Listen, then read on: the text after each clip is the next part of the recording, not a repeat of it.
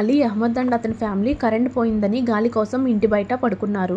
అందరూ మంచి నిద్రలో ఉండగా సడన్గా ఏడుపు వినిపించింది. అందరూ లేచి చూస్తే పక్కన ఉండాల్సిన వాళ్ళ బాబు ఉండడు. పక్కనే ఉన్న షుగర్ కేన్ ఫామ్స్లో సౌండ్ వస్తున్నాయని అటుగా వెళ్లి వెతికితే తెల్లవారుజామున వాళ్ళకి ఆ అబ్బాయి శవం దొరికింది. దగ్గరలో ఉన్న ఫుట్ ప్రింట్స్ని బట్టి అది ఒక వోల్ఫ్ చేసిన పనిగా నిర్ధారించారు.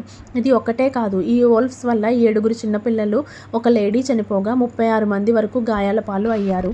ఈ అటాక్స్ అన్ని మెహసిల్ టెహసిల్ అనే ఊరిలో బహ్రాచ్ డిస్ట్రిక్ట్లో జరిగాయి. ఇవి 2024 మార్చి నుండి సెప్టెంబర్ లోపు జరిగాయి.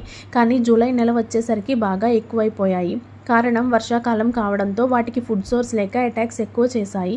ఈ అటాక్స్తో మేల్కొన్న యూపీ గవర్నమెంట్ ఎఫెక్టెడ్ ఏరియాలో ఫర్దర్ అటాక్స్ జరగకుండా చూడాలని డిసైడ్ అయ్యింది. సీఎం యోగి ఆదిత్యానంద్ ఆర్డర్స్ ప్రకారం ఆ వోల్ఫ్స్ని పట్టుకోవడానికి ట్రాప్స్ స్టార్ట్ చేశారు. దానికంటే ముందు ఈ ప్లేస్ని వైల్డ్ లైఫ్ డిజాస్టర్ ఏరియాగా మార్చేశారు. దానివల్ల అక్కడ అండ్ ఆ చుట్టుపక్కల ఏరియాస్ అలర్ట్ అవ్వడమే కాకుండా చనిపోయిన వారి ఫ్యామిలీస్కి ఎక్స్గ్రేషియా వస్తుంది. ఆ ఏరియాలోని ప్రజలు ఎర్లీ మార్నింగ్ టైంలో అండ్ ఈవినింగ్ అండ్ నైట్ టైంలో బయటకు వెళ్ళకూడదని, ఒకవేళ వెళ్ళినా టార్చ్ తీసుకుని వెళ్ళాలని ఆర్డర్ వేశారు. ఇక ఈ వూల్స్ని పట్టుకోవడానికి ట్రాప్స్ స్టార్ట్ చేశారు.